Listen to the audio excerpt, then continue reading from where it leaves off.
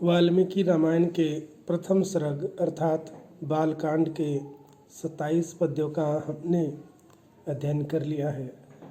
अब तक हमने यह अध्ययन किया कि राम के साथ लक्ष्मण और उनकी पत्नी सीता भी वन में जाने के लिए उनका अनुसरण किया।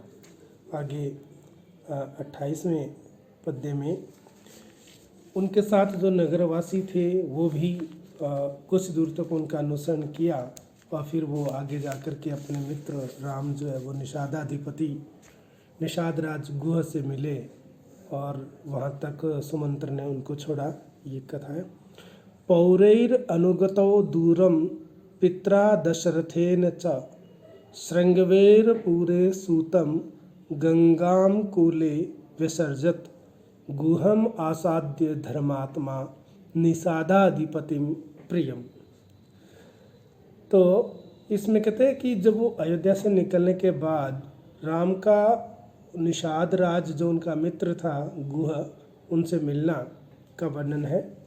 तो पित्रा दशरथेन पिता दशरथेन दशरथ के द्वारा पौरे पौरे पुर का मतलब होता है नगर, पौरे मतलब नगर में रहने वाले जो निवासी है। पौरे तृतीय विभक्ति है, नगर में रहने वाले निवासियों के द्वारा दूरम अनुगता, दूरम दूर तक, अनुगता अनुगमन किया, उनका अनुसरण किया। यानी पिता दशरथ के द्वारा पित्रा दशरथेन, पिता दशरथ के द्वारा पौरे, पौरे यानी जो नगरवासी है, नगर के जो लोग हैं, चाहे बालक हो, युवा हो, वृद्ध हो, सभी जो नगरवासी है उनके द्वारा दूरम अनुगता, दूर तक अनुसरण किया गया। क्योंकि वो राम से अत्यधिक स्नेह करते थे और उस स्नेह के कारण उन्होंने दूर तक उनका अनुगमन किया। धर्मात्मा, धर्मात्मा यानी धर्म को आत्मा के रूप में धारण करने वाली वो धर्मात्मा। धर्म का अर्थ यहाँ पर कर्तव्य से है कि कर्तव्य का पालन करना जिनके आत्मा में था, ऐसे धर्मात्मा, धर्म को आत्मा के रूप में धारण करने वाले अर्थात राम। राम ने श्रृंगवेरपुर में प्रियम निषादाधिपति, प्रिय अर्थात अपने प्रिय मित्र निषादाधिपति, निषादों के राजा, गुहम गुह को, निषादाधिपतिम निषादों के राजा, गुहम गुह को गंगा कूले, गंगा नदी के कूले यानी तट पर, गंगा नदी के तट पर आसाद्य प्राप्त कर, अर्थात उनसे भेंट कर, गंगा नदी के किनारे पे उनसे मिलकर प्राप्त करके, सूतम सूत को, सूत जो एक शब्द है वो एक वर्ण संकर जाति से उत्पन्न संतान के लिए है कि ब्राह्मण वर्ग की स्त्री और क्षत्रिय वर्ण के पुरुष द्वारा उत्पन्न जो संतान है वो सूत कहलाती है। तो यहाँ पर सूत जो था वो सुमंत्र थे। तो सूतम सुमंत्र को विसर्जित लौटा दिया, यानी उसको वापस अयोध्या भेज दिया। वहाँ पर सुमंत्र जो उनके साथ आए थे उनको सूतम विसर्जित, सूत को, सुमंत्र को विसर्जित कर दिया, वहाँ से लौटा दिया। हाँ, अब इसके बाद में गुहेन सहितो रामो लक्ष्मणेन च सीतया ते वनेन वनम गत्वा नदी तितारवा बहुदका। अब क्या हुआ कि गुह से मिलने के बाद राम, लक्ष्मण और सीता को जो गंगा नदी है उसको पार कराया उसने और चित्रकूट में नदी पार करके वो चित्रकूट में अपना एक निवास स्थान बना करके वहाँ रहने लगे। इसका वर्णन है इसमें।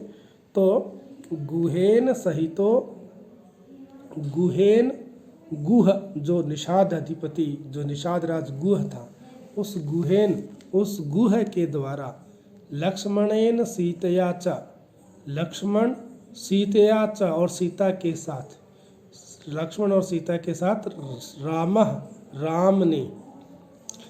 राम ने ते वनेन वनम गत्वा, ते उस वनेन, उस वन से वनम गत्वा दूसरे वन को जा कर के, उस वन से दूसरे वन को जा कर के बहुद का नदीम तितरवा, बहुत का बहुत जल वाली, गहरे जल वाली नदीम तितरवा, नदी को तैर करके।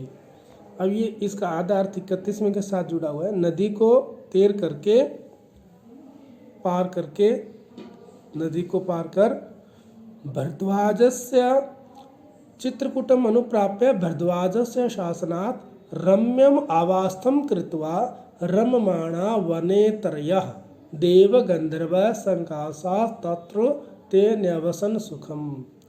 तो नदी को पार करके क्या हुआ, भरद्वाजस्य शासनात्, भरद्वाज महर्षि भारद्वाज के शासनात्, उसके निर्देश के अनुसार, भारद्वाज के आज्ञा के अनुसार, चित्रकूटम अनुप्राप्य, चित्रकूट नामक स्थान को प्राप्य, प्राप्त करके या चित्रकूट में पहुंचकर रम्यम आवास्तम, रम्य माने सुंदर, आवास्तम माने आवास स्थान, अपने जो निवास स्थान है, जो पर्णकुटिया जो भी बनाई थी निवास स्थान, आवास्तम अपना निवास स्थान, कृत्वा करके, बना करके, तरयः तीनों, तीनों अर्थात राम लक्ष्मण और सीता, ये तीनों वने, उस वन में रममाणा, रमण करने लगे, यानी उस वन में विहार करने लगे, निवास करने लगे।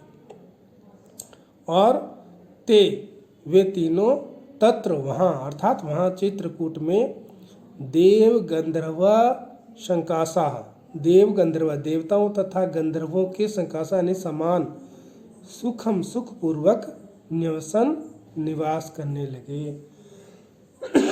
तो वहाँ देवताओं और गंधर्वों के समान सुखम निवसन, सुखपूर्वक निवास करने लगे। तो इस प्रकार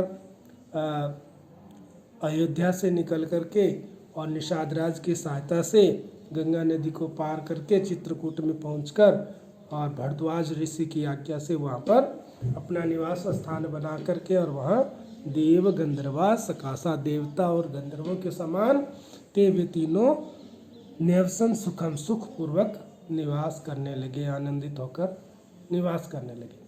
उस सूत सुमंत्र को वापस अयोध्या लौटा करके राम ने लक्ष्मण, सीता और अपने मित्र गुह के साथ गंगा नदी को पार करके दूसरे वन में प्रस्थान किया और वहाँ जो है वो गंगा नदी को पार करके महर्षि भारद्वाज के आश्रम में पहुँचे और वहाँ पर उन महर्षि भारद्वाज की आज्ञा अनुसार, उनके निर्देश से उन्होंने चित्रकूट में अपना एक सुंदर निवास स्थान बनाया और वे तीनों वहाँ देवताओं और गंधर्वों के समान जो है अपना आनंदित होकर के स्वच्छंदपूर्ण सुखपूर्वक निवसन सुखम, सुखपूर्वक निवास करने लगे।